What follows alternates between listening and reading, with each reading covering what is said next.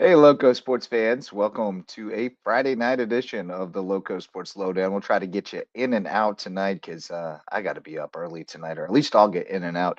Wes and Max and whoever stops by later might hang around a little bit longer with you. But I got an early morning tomorrow. So, and there's Max now as he makes his way back from Beaufort.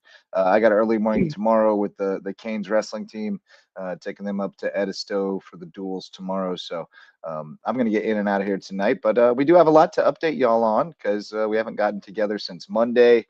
We had a pretty busy night of high school hoops on Tuesday. We had USCB basketball on Wednesday, as well as a little bit of basketball, high school basketball, and some wrestling. And then Thursday, we had a little bit of wrestling as well. And tonight, back at it with the hoops.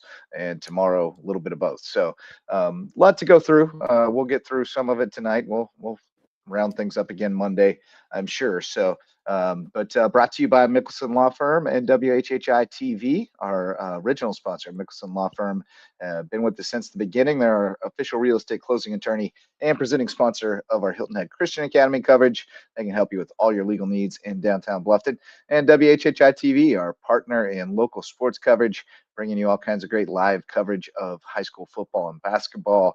We got last night in the Lowco and Lowco Lights on the WHHI News, and all kinds of great sports coverage that we combined together to create. So I'm glad to have Mickelson Law Firm and WHHI TV as our all-star sponsors. How you fellas doing? We got Wes Kerr and Max Araj with us tonight.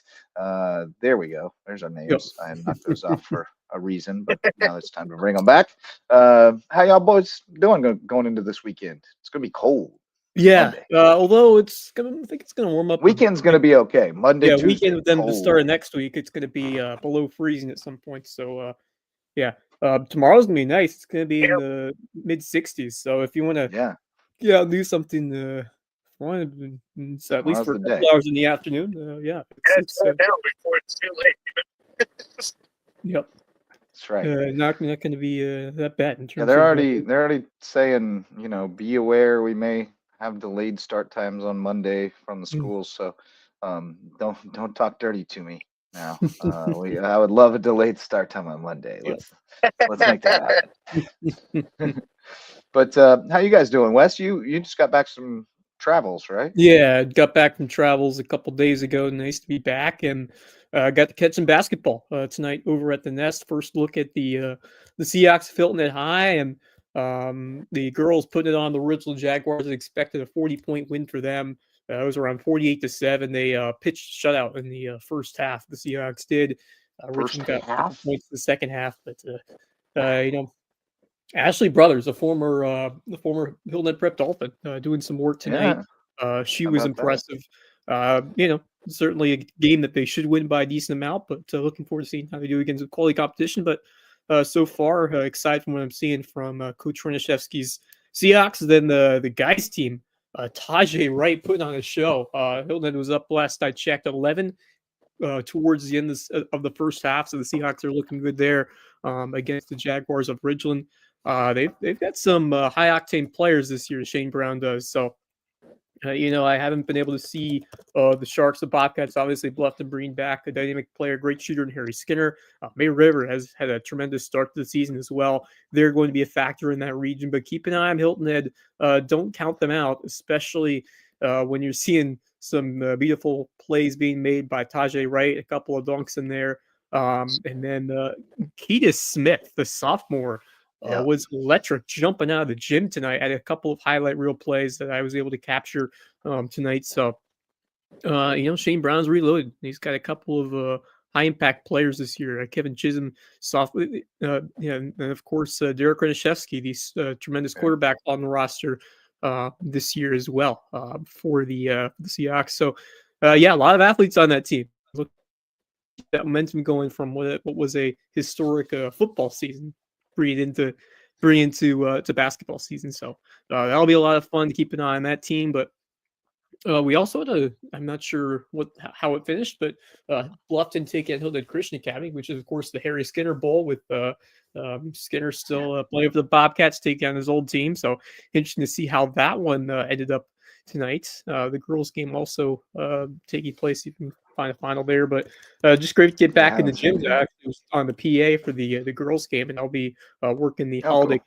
again, which is coming up next weekend. Not this weekend, the weekend after. So looking forward to that. They always do a good job of bringing teams in from this state and beyond. So it should be a good lineup for the holiday classic over at the Nest in about a week or so. But some decent hoops on display tonight. Still looking for a Hilton Christian County Bluffton final, both boys and girls. But USCB got to catch the guys game and get. More than the get ready game because Augusta's not a bad team. Augusta's a pretty solid team. The year in and year out, they're well coached, well put together. But Sand Sharks seem to play on the guys' side. Yeah. Yeah, so both games were interesting. Girls got up big early and then just couldn't hang on to it. Mm, A nice comeback by Augusta to regain the lead, and then USCB was fighting uphill the second half, kept getting within 3 or 4, and just couldn't seem to quite get over the hump. And then it went the same way in the guys' game, but the opposite. The men got up 17-2 or something early, and then just never let it go. It got down to 4 mm, early in the second half, but they were relentless, and it was impressive because they were shorthanded. They were down some guys, and Kev Price was out, Ish Rashid was out, but some guys dug deep. Israel Eatman had a really good game, running the point a good bit, and made some plays, and everybody just stepped up and did their part. And got them through it, and that was a huge win because sitting at 0-3 would have been very uncomfortable. no, Way to start Yeah. the Peach Belt Conference schedule. But with winning the home one, now you've just lost 2 on the road, and all can be salvaged.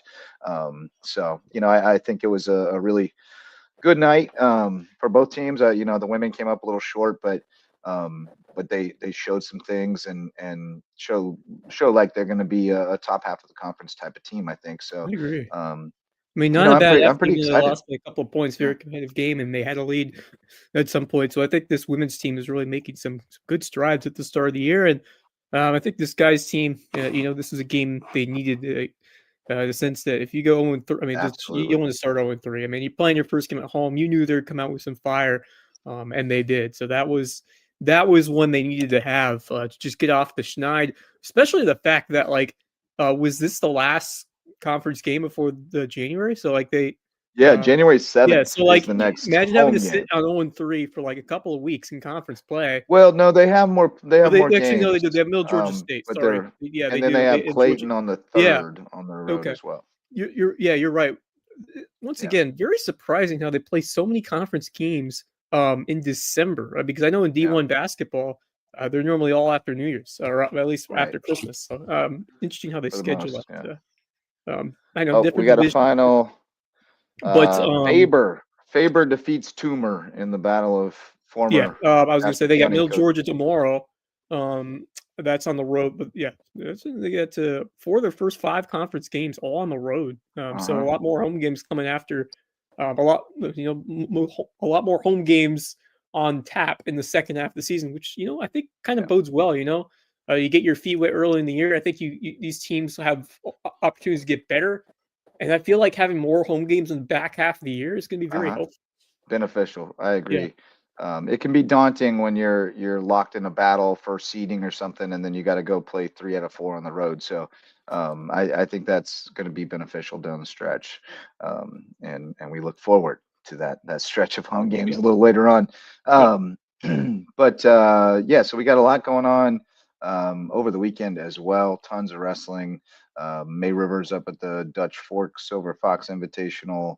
I know Hilton Heads and Bridges Prep and maybe some others are at Hartsville, and then JP2 and maybe somebody else are up at Northwood. So and then we're at Edisto. Everybody's spread out this weekend. So we'll have to track all that down on the Loco grind later on this weekend. But looking back at some key scores through the week, just looking over some things. Buford dominating Battery Creek in on the girls' side, and then the opposite on the boys' side. Battery Creek able to take that one, although it stayed competitive for much of the game.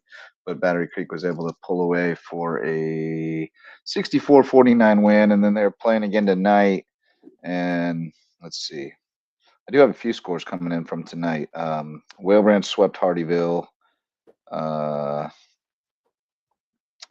Boys just finished off a 64-51 win. It was a 1-point game at halftime, but Whale Branch pulled away after the break. Battery Creek boys beat Buford by 30 tonight, 81-51. Wow.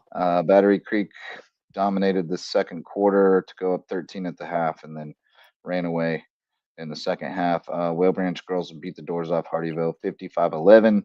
Buford girls beat the doors off Battery Creek 51-15.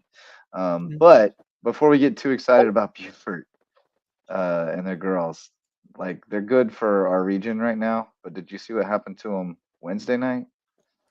Goose Creek 73, Buford 19. Oh boy. There's layers to it. Yeah, I mean, staying with the girls, kind of. Let's see. Oh yeah, go ahead. I was just gonna say, well, I like how Buford's playing. Apart from that, that game against Goose Creek. Yeah, I think we can all agree that the girls' teams around here are not going to be, particularly strong at all. Unfortunately, I think we got a couple good teams. Like the JP2 girls team might be a solid team this year. Buford High is obviously a solid team, but I think it's, for the region, they're solid. I just think overall, I just don't know where they're going to be sitting come playoffs. Yeah, I think we are. Yeah, I think you're spot on there. I think we got a few that'll contend, in the region, like Whale Branch. I think will be pretty solid in the region.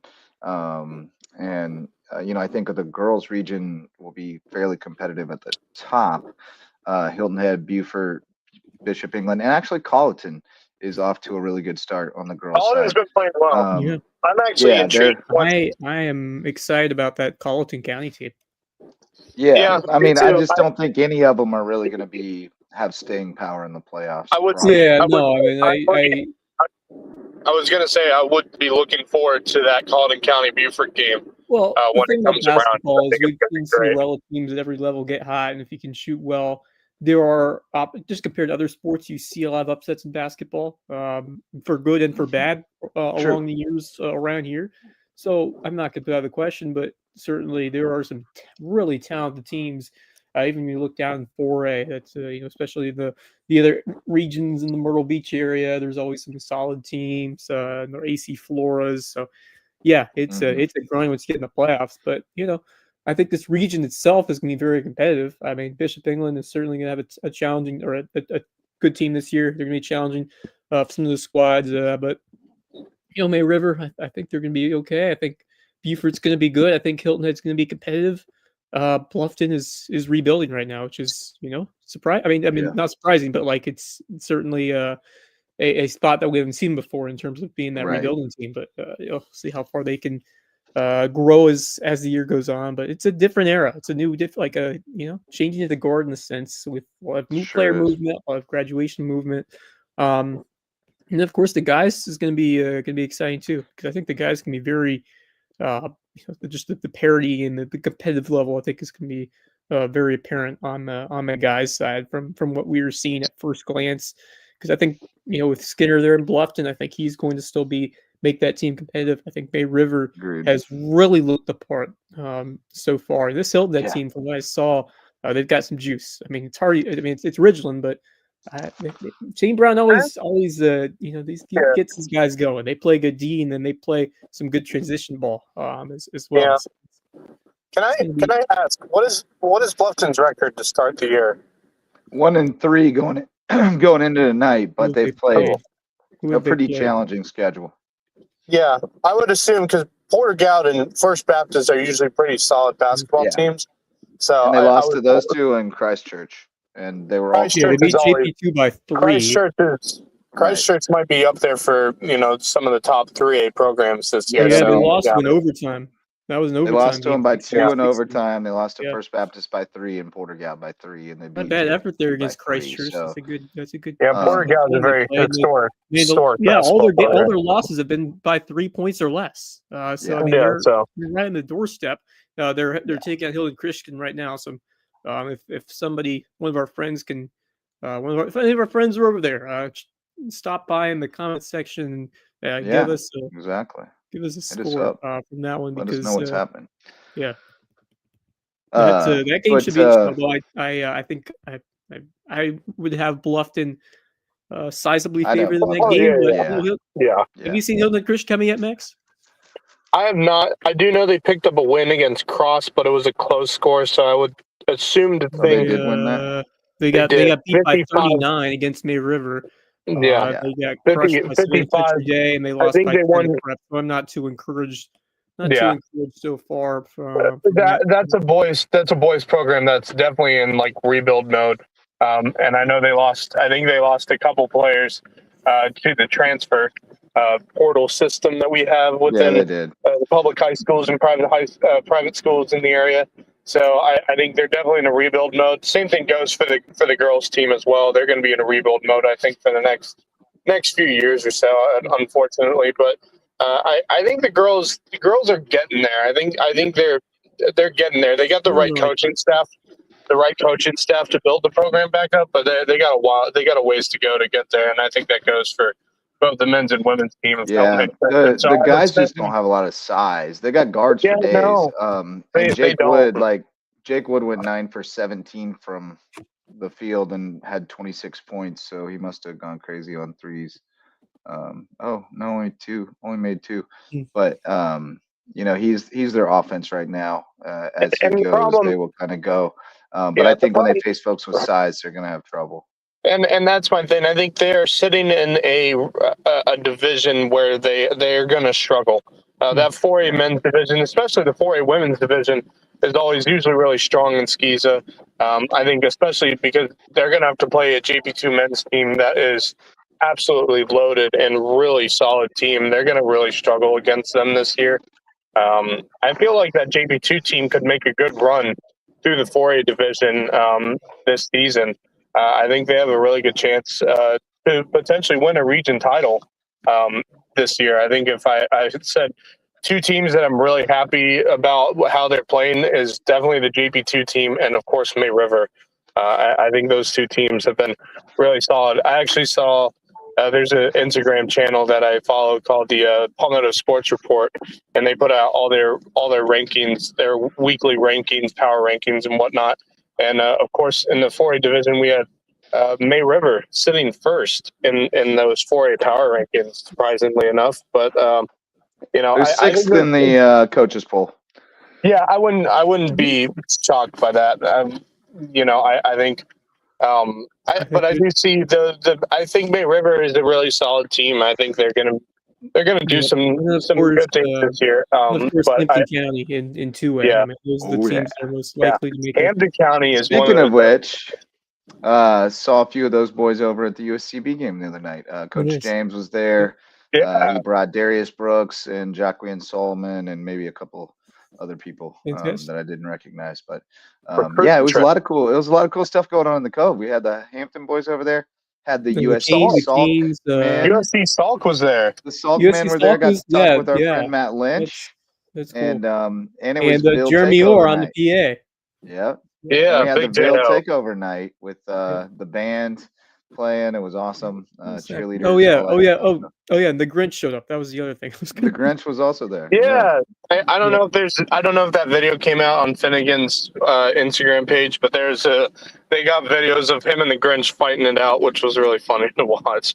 Because I don't have that score yet. May River Bridges Prep. I was hoping somebody would have. I would tell you from what because I watched Bridges Prep the other night. I would tell you I'm pretty sure May River got the win in that one.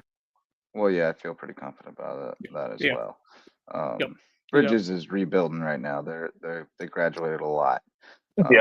So they got they have a really good player in Mike Sawyer, who had 21 against Hardyville last Friday. He's probably their best player on the team. He's a really skilled player. Let that one get away. Sharks are Kane's had them Kane's down definitely late. good. So they're looking the part. Who's that? Well, here's the thing. I'll say they've all played all local teams. They haven't played anyone outside the area, so I'm gonna temper my my thoughts just a bit until they play somebody from out of the area. Yeah. Okay, although Yeah, I'm I'm not with you. sure if they have the Battery Creek Christian January 2nd they play the Australian national team, something like that. That's on their Yeah. schedule January 2nd. Yeah. Yeah, I mean that's what it says on their schedule. I'm guessing it's one of those sports tourism teams that Yeah. have come through in the But past. other than that, they're playing, you know, I don't know. I like the fact they're playing with all the local teams, but you got to go out there and play other teams. Yeah. That's just my opinion. I Yeah. go to a tournament and play some quality teams. That's just my.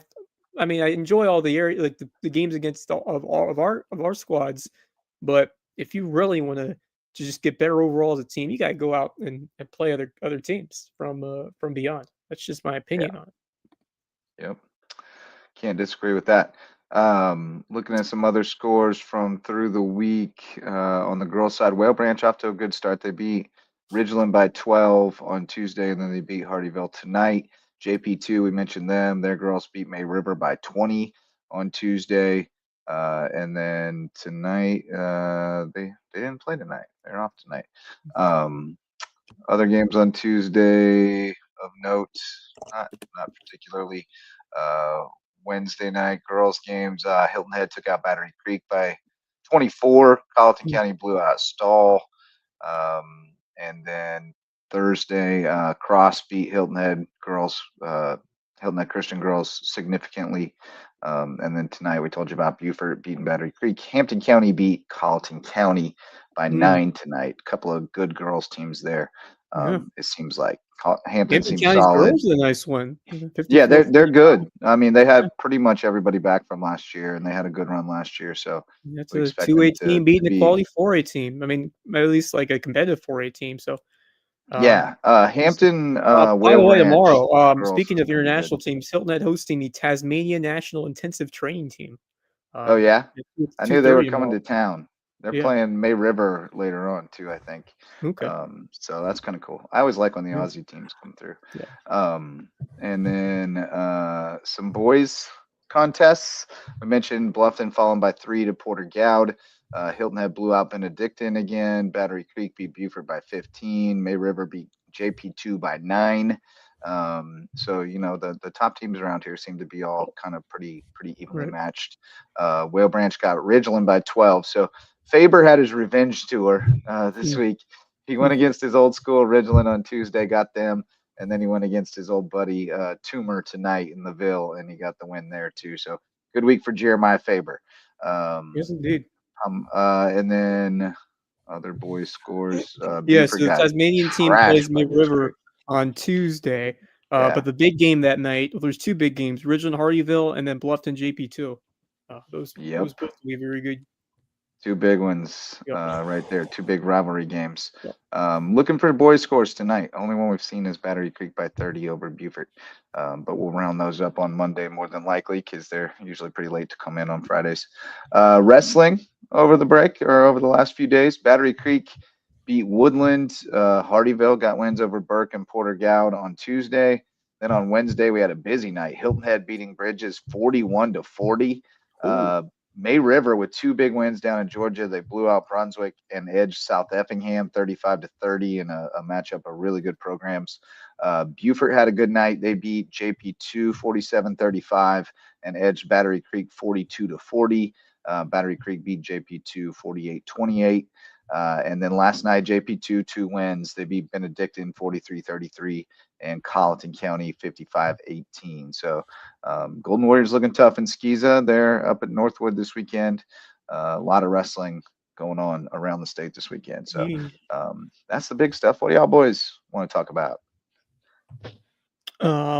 Yeah, basketball season, of course, getting going, and we kind of touched on that. But I want to touch more on that on those USCB games. We kind of mentioned them in passing, but just going back to what we saw and really who was the most impressive for that USCB team. It just felt that they had that first step early on in that game, and there were times where Augusta was pushing to get back in it, but the Sand Sharks were able to come up with some timely buckets. But it was pretty balanced scoring. I mean, you got 1, 2, 3, 4, 5, 6 guys with 9 or more points, and it was great team effort all around. Evan Kilminster was drilling it from long range. He was incredible. 3-point from How beyond. about we got mad about this, but the video doesn't lie. Seth Cullen with the jam. And then we didn't like the T call for pulling up, but as you can see, he pulled his head up all the way up over. Did you see that? He pulled it up all the way up over the rim. Here you go. Watch this. He pulled it up to like the top of the square. And then he's like, what? What? Yeah, he did. Yeah, he definitely did. It like that in real time, but he definitely did. They were on top of it early. I hate how they get in trouble for that. I don't get it. I don't like it. Yeah. Yeah, Kilminster's really settled in. I think he's really found a nice role as that guard who can shoot and can dish it.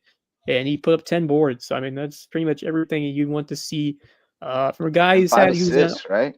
Yeah, 5 assists, 10 rebounds, and the 14 points with a really productive performance. But if he puts on the show that we've seen and he can knock down some threes, that's a nice guy to have in the backcourt to really do a good job in a couple of different areas. And then, man, how many times have we said Nolan Paladugu making some important underrated impacts in this game? He can splash the 3, but he also does a couple of other things that go unnoticed sometimes. And then Dom Eason, just a guy who puts in a lot of minutes and makes things happen. And he can provide that spark plug, whether it's defensively or on the offensive side. He is a pest to deal with sometimes on defense and really provide a good spark. And then how about Lucas Platuna with 14 off the bench? He was really huge nice in the second half. Yeah, he was important as that game went along, and a couple of big time free throws came through defensively at some points as well. I think Fudal is starting to get a lot more with who he has, and even a game like Hudson Norton didn't do that much. Right. You've seen times where he's really gone off, but other guys have stepped up, and I really like seeing that in terms of you're getting some more out of other guys, and this might not be the deepest team that they have had in like the first 3 years, but I still think that the top heavy there is as competitive as we have seen them. I just think that they just, the depth that we saw last year was so important. I just I feel like they were able to turn to a couple different guys. Now they have some solid players this year, but just in terms of having a couple of more players that they can turn to and get big buckets for, big stops. I'm still waiting to see just a bit more from this team, but I still think they're going to be very competitive. And there's certainly a situation where they can get hot midway late in the season and win this conference. They absolutely can. And I still think they're going to be at the minimum top half finish in terms of where they end up. But I'll tell you what, this conference, we know how difficult and tough it is on a nightly basis, and I was going to have to keep them ready. And I expect them to do just that. But this was a really nice performance, especially by how they started the game and how they came out of the gates. It's encouraging stuff. Certainly had some moments in that second half, or even the first, where they kind of fell flat a little at times, but I thought the defense did very well. They limited Augusta to a 35% shooting percentage, so they really did a good job blocking down defensively in this game. So that's really encouraging. Yeah, Augusta looked lost on offense the whole game. Really, they didn't have anything except getting the ball to the rim with Paulson and Nonphone, and that was about it. I mean, they were pretty tepid on offense. They were really flummoxed by the press. And I just thought Ron's team looked as good as they have, despite being shorthanded. And that was a really good sign that the depth is there. They were able to go, I don't know, or 10 guys deep without two of their top guys. Probably, a starter where you're probably Kev might be your most important player overall. I mean, he's really important to the team. And then Rashid, he's a guy that on any given night he can fill it up for 26 or 28. It was a lot of firepower to be missing, and to be able to win that game as comfortably as they did was great. And Dip was rattled from the get-go. He was 18 seconds in. He is losing his mind. Yeah, man. And it was great. Yeah, I enjoyed it. It was thoroughly enjoyable. I got some scores. Oh, that's the wrong one. I didn't mean to show that one. I got some scores ticking now for you. How about this one that's about to come across? Girls basketball, Bluffton 90, Hilton Head Christian 88. Whoa. What happened in this game? Where the hell was the defense? What happened in this game? Oh my goodness! Did they just get into a track meet? Like holy! I mean, unless somebody's fooling around on Max Preps, but that's what it says. That is something you rarely ever see in 90 Really? to 88 girls basketball game, where most of the final scores you'll see in the 30s and 40s in this area, but not, especially with that Bluffton team. That's a Bluffton team that lost Hayward. Quay Hayward lost a bunch. Like Myra Brown. Bluffton scoring totals this season. Where was the defense? I mean, my goodness. That's what I'm saying. Bluffton scored 48, 25, 44, 21, 12, 40, and 90?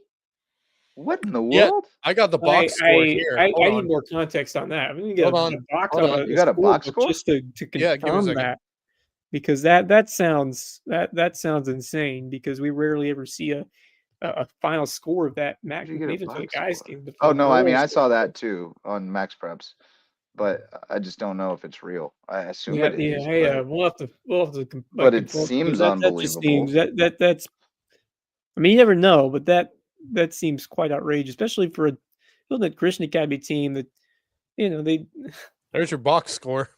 It seems hard to believe. HHCA scored 22, 25, 40, 19, 44, 27, and 88?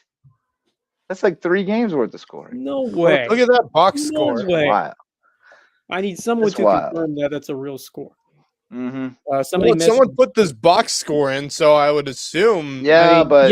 Didn't Colleton beat Hampton the last 2 years by blowout scores according to in football, according to Max Preps the night of? Would you? I guess. I don't think anyone would go out of their way to do this for a girls basketball game. No, it sounds pretty legit, but like especially plus they usually just put in the final score. They don't do the score by quarter. And here's the thing: it's especially when it's two teams that we both know are in rebuild mode. So clearly they must. My guess would be it was more than 4 quarters. That would be my guess. I would have think it would be more than 4 there would have quarters. been. It would have said overtime, went to overtime. Because but it doesn't say overtime. The score by quarters. That's the thing. I can't see these two teams scoring that many points in 4 quarters. That's my thing. It's outrageous. I'm doing some digging to see if this is true. I want to see if this is true.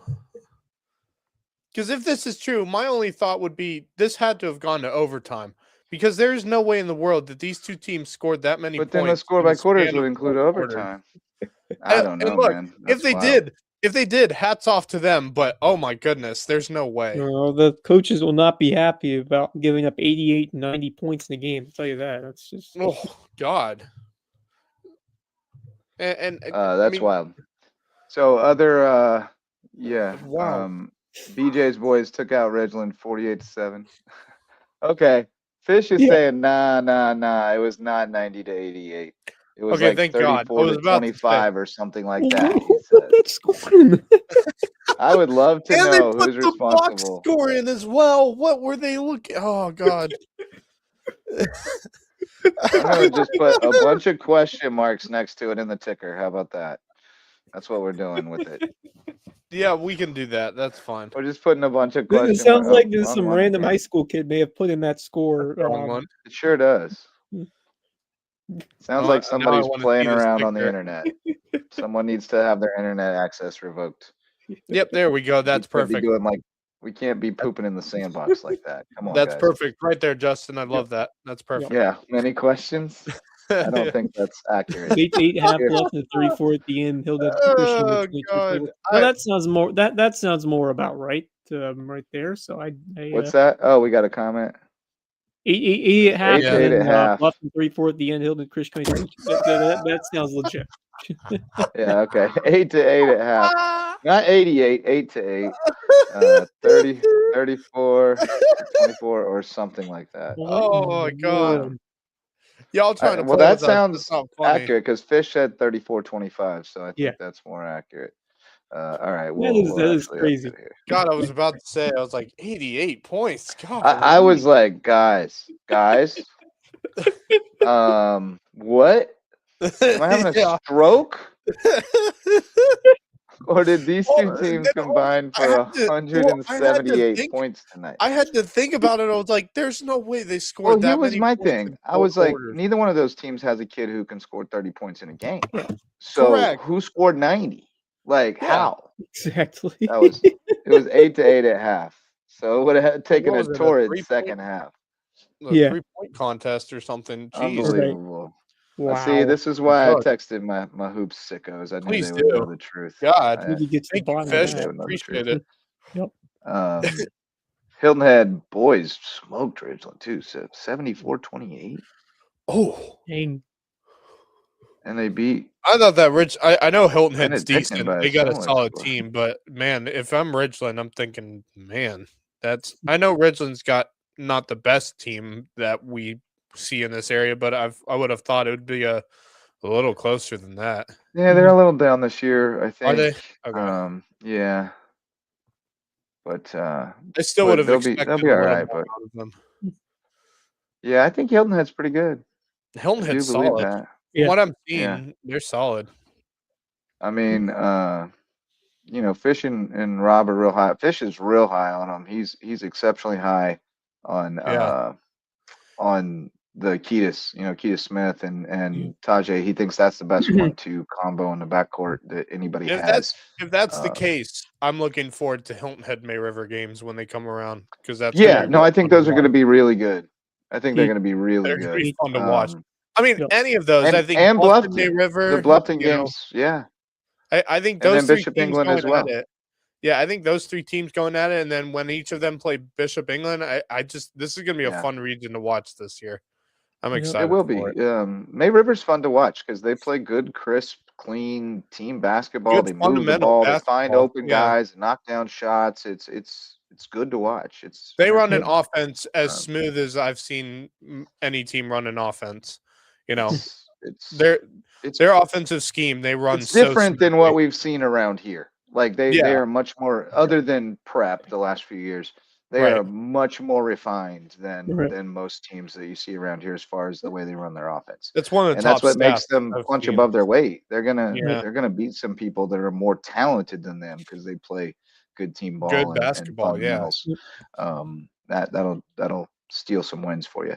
All right, boys. Well, I'm running out of stuff to talk about and gas. I'm about done.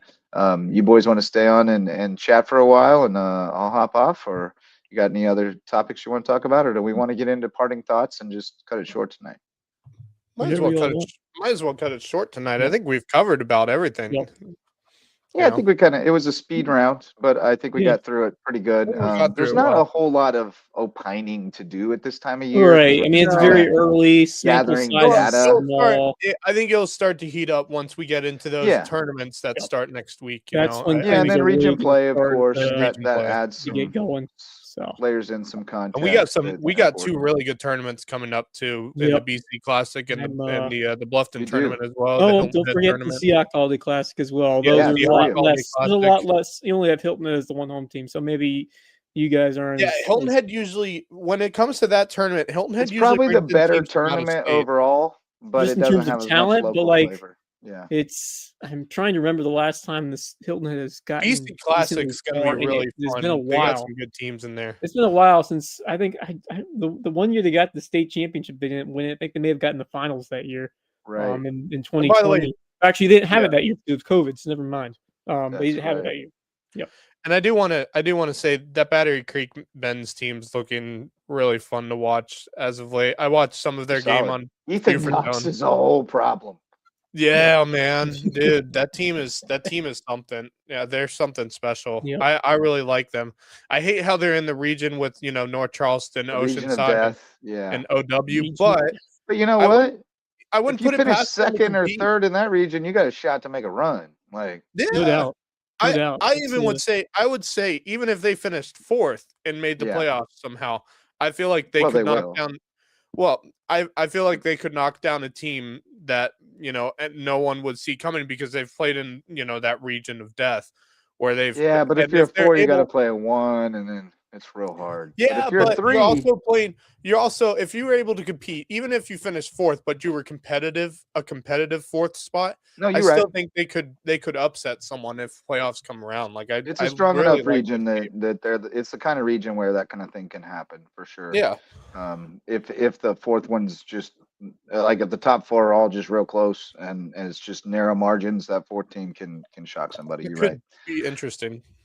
But looking tomorrow, I told you about a lot of wrestling going on outside of the area. We've also got, and we told you about USCB on the road at Middle Georgia tomorrow, 1:30 and 3:30 tips. Wes mentioned the Hilton Head girls are playing the Tasmania National Intensive Training Program. Woodville Tompkins is out at Ridgeland, and Bridges Prep is at Hardyville tomorrow afternoon. Plus a Thomas Hayward JP2 matinee over in Okatee. So got a few things on tap tomorrow if you want to check them out. Early Saturday basketball. It's always nice when football season comes to an end. I get to spend more time focusing on watching some hoops. So that's always fun. It's always fun to see international teams come over because I remember a couple of holiday classics. We've had Australian teams, this Tasmania team. It's a good. We used to have Australian teams come to the international, play international teams. So I think they called them like the Dunkaroos. And they go to the River, I think, later that week or later on Tuesday. They play. There was this team that used to come to the Bobcat Classic every year in the early days of it, back when I was still at the Packet, and they were an Australian. Look up this team here. Tasmania. We called them the Dunkaroos. I don't know if they were really called that, but I remember calling them the Dunkaroos. I like that though. That's funny. But you're also a great snack, Dunkaroos. But all right, well, let's get sponsors and we'll do some parting thoughts. I got one in mind that's newsworthy. But shout out to Hudson Seafood House on the Docks, presenting sponsor of Under the Bus. Max made his debut as Under the Bus producer this week. Yeah, we were both unavailable. Max jumped in and pushed the buttons for the boys. Good times. So check out a new episode of Under the Bus on the Lowco Media Network, and check out Hudson Seafood House on the Docks, a great place for seafood sunsets and cocktails on Hilton Head Island. Also, thanks to HHI Windows and Doors, improving your view of the Low Country. Our old friend Coach Barron from Hilton Head Prep hung up his whistle, focused on a new kind of screens, improving your view at HHI Windows and Doors. I love that. And of course, we've also got Twenge and Twombly. If you need a personal injury attorney in Beaufort, call on the one with the rare name and remarkable service, Twenge and Twombly. Personal injury attorneys, fun to say, Twenge and Twombly. And then finally, Reverence Wrestling Club, our official wrestling sponsor and presenting sponsor of the Lowco Grind. We should have a new episode for you Sunday night if some of us wrestling coaches still have a little gas in the tank.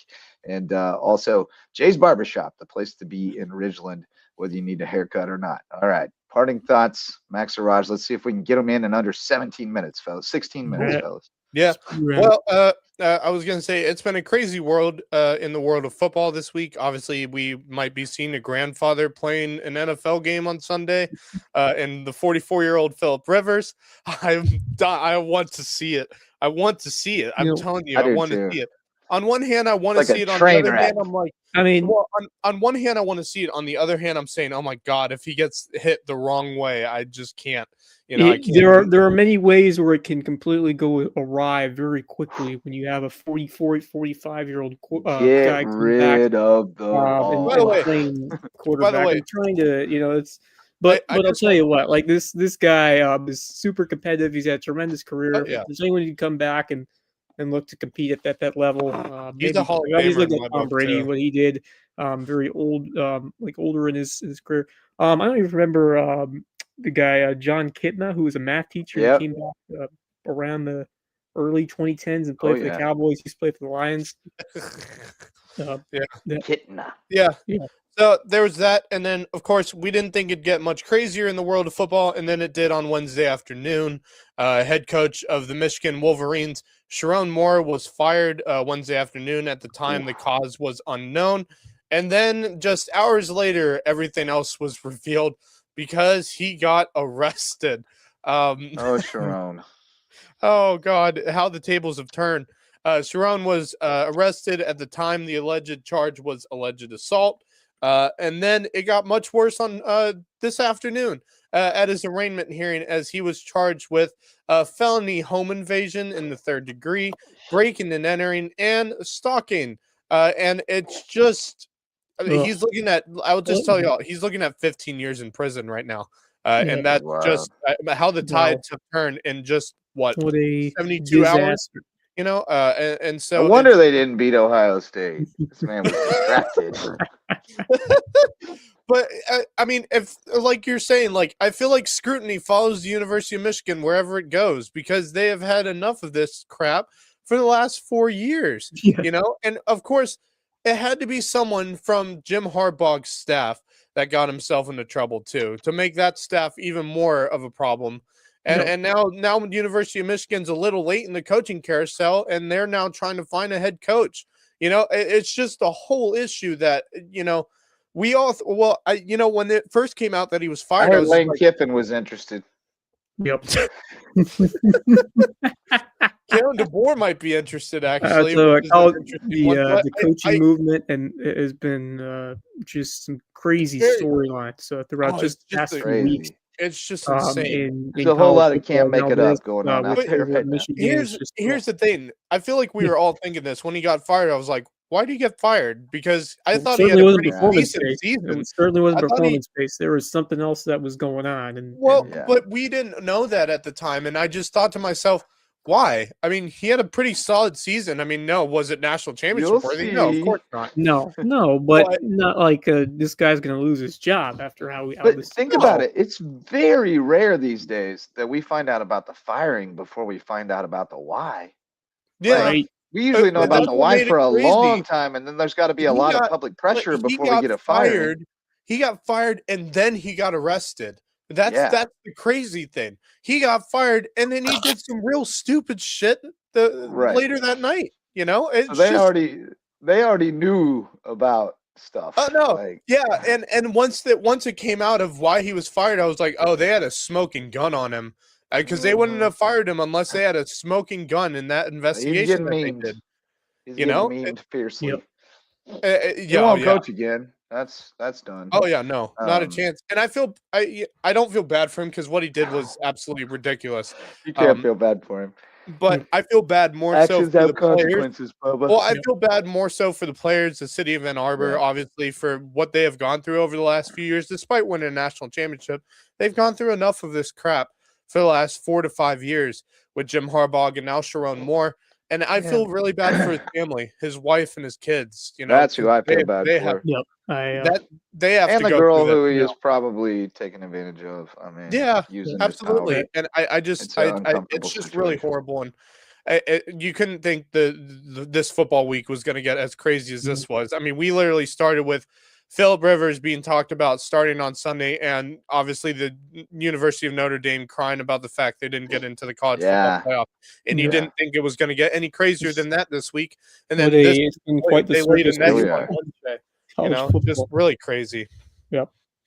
You know, I don't know if I'm sure you've seen the Dr. Pepper ads they do every year where they have like the Fansville. Yeah, Fansville. They have all these weird things happening. Yeah. I feel like those last few weeks seems like a whole one of those commercials with all these crazy things happening. Can't make it up. But what do you got, Wes? my turn, I guess. Speaking of college football, I'm going to say this. And I don't know if you came across this, but this is some big news involving one of our former Lowco standouts. My boy, Gaston Moore, is going to start for the University of South Florida in the Cure Bowl. We mentioned that on the USCB stream the other night because Rob saw it and pulled it up and showed me. The crazy part is that Byram is sitting out, but he's going to serve as an assistant coach. Interesting. Now that is what a cool opportunity for Gaston. I mean, this is what you have the opportunity to try to do is maybe you don't get those starts during the season, but a chance to win a bowl game and start a bowl game. Man, I'll definitely be watching. Let's see, when is the Cure Bowl? It's there's so many different bowl games. I gotta probably late December. Find out. Okay, no, it's coming up actually. It's pretty soon. This week, December the 17th. So a lot earlier than. Ooh, okay. 5 o'clock start Wednesday the 17th. So yeah, mark your calendars. Our guy Gaston Moore getting the start for the Bowls of South Florida. Who are they playing? Old Dominion. Old Dominion, that's right. Yeah. That's gonna be one of my students has a brother on the Old Dominion team. How about the Atlanta Falcons with the dramatic victory? Both of you are happy about that. Yeah, you're welcome, Panthers fans. You get your shot. Carolina Panthers use it. now in front of the NFC South, but it doesn't matter unless they take care of business against the Saints. They lost to the Saints the first time they met. So I will say that I'm tempering my expectations still, despite a getting some help from Atlanta. Kirk Cousins doing his thing, and but I out of nowhere, Kirk Cousins out of nowhere. I'm feeling that Dave Canales, what he has done this year, I cannot see them losing the Saints both games. I think that New Orleans quarterback has been competitive. I will say that, but I expect Bryce Young and Tyler Show or whatever out of Louisville, the rookie from I think that I expect Carolina to put together a good performance. And then the crazy thing is if all they have to do is win the next two, and they win the NFC South because they would have the tiebreaker. The NFC South. Somebody's got to win it. Yeah, and if Tampa Bay, does not find a way to win the division, they're out of the playoffs. Yeah. Oh yeah, because that division ain't getting. Which, by the way, speaking of which, obviously the Chicago Bears lost to the Green Bay Packers, which put the Bears from the 1 seed all the way down to the 7th seed. Yeah, in the playoffs.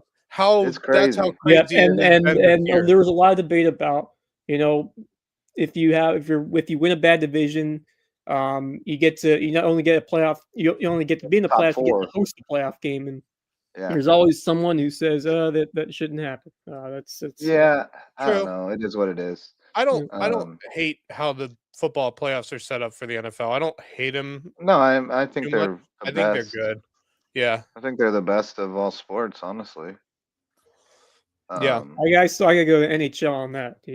No, you're right. True. Better. Yeah. Speaking of which, Max, did you hear that Quinn Hughes got traded to Minnesota in a blockbuster? I did see that. Very interesting. Huge very interesting trade. But Justin, your turn. I got a couple. I mentioned Reverence Wrestling Club. I just wanted to give a shout out to Coach Blake over there. He's phenomenal. We saw Coach Blake on Saturday at the Low Country Championship. He always asks us how it's going to Hardyville. We told him he saw a lot of our kids wrestle. He was like, man, you guys got it going on over there. We asked him about coming to run a practice because he did that for us at McCracken 2 years ago, and it was phenomenal. So he came in yesterday. I had my capstone presentation, and I had to be on a call. And Coach Gearhart's on Marine Reserve duty, so I was there to kind of oversee, but I wasn't able to lead practice. So Coach Blake came in, led practice, gave us 2 hours of his time, went overtime at the end. He had 2 minutes left, and he said, but I want to go over near side cradles real quick. So we went over near side cradles real quick. He invited all the kids to come to the club, offered them a discount, told us if anybody needs shoes, come by the club and get them. Dropped off a sponsorship check for us so we can get some shirts. Just a phenomenal dude, so great. and truly a world class. I mean, there are few in the world better clubs than Reverence Wrestling Club, and it's right here in Bluffton. They're the best. And we're so grateful. Yep. For them to be not only our sponsor, but to sponsor the rest of the Low Country community because they do a great job. They're such great ambassadors for the whole sport. I mean, they oversee it so well. And they are responsible for building up these young men and young women because the girls' wrestling scene continues to get better and better and better. I apologize because I literally got Jada Lawrence wrestling at Columbia University right now. Yeah, and I apologize because I live literally 2 minutes away and I have not walked into Reverend Wrestling Club yet. So that's on my list of things to do because I do. Yeah, go introduce yourself to Blake and check it out. It's a cool spot. They got an open mat every Sunday, 11 to 12:30. It's open to anybody, $15. Come in and get some mat there. time and instruction. It's great stuff. So, and then the other one, shout out to a couple of Hampton County boys. Still playing football this weekend. I know the team, wrapped it up with a disappointing end in the state championship game. But Jalen Singletary, he's up there doing the Shrine Bowl thing, or what Shrine Bowls with is right, or North South. Or I think the North. I think the Shrine Bowl might be the next week. I know. Normally the week after the state championship is he's up there doing the North South. Yeah, that's what I meant. The touchdown cooperative bowl. That's what they call it. And then also Kayvon Chisholm going to be suiting up Saturday in Atlanta for the Celebration Bowl for South Carolina State. South Carolina State taking on Prairie View A&M. South Carolina State trying to get another HBCU title, baby. Yeah. Go, man, that would be cool. They've been great the last few years. They have been really fun to watch, and I've watched some of their games. Such a good hire bringing in Chennisberry from the low country over that program. It's a great program. In terms of where they compete and chance to win another HBCU national championship. It's partly why we've had a lot of players from our area end up going to play at South Carolina State, because it's a great program and it's a really cool campus. It's fantastic. Yeah, definitely keep an eye on the Celebration Bowl tomorrow. I believe they play that in Atlanta at the Mercedes. It's noon kick. Obviously, you got Army Navy tomorrow, which is always a classic. Do we have time? Because I do have their uniforms. Yes. Get it in. Let me go get it. Let me get it up. Hold on. Nope. Now's the time for the Army Navy uniforms. We got 4 minutes. What do you say? 3 minutes. But should be cool tomorrow. Checking out SC State. Man, I'm getting hot. I'm tired. See if I can get a long week, boys. Good picture of it. No, that's not it. Come on, boys, give me that. Cool. Where's Max's uni watch when you need it? I know. Give me a second. I'm trying to get it up here. While you're doing that, I'm going to check on a couple of scores that we don't have yet. I still have not seen an HHCA score yet for that HHCA Bluffton game, and I haven't seen where it is. Yeah, South Carolina State taking on Prairie View A&M noon on ABC. So Yep. Become a regular occasion for them to play in this thing. Yep.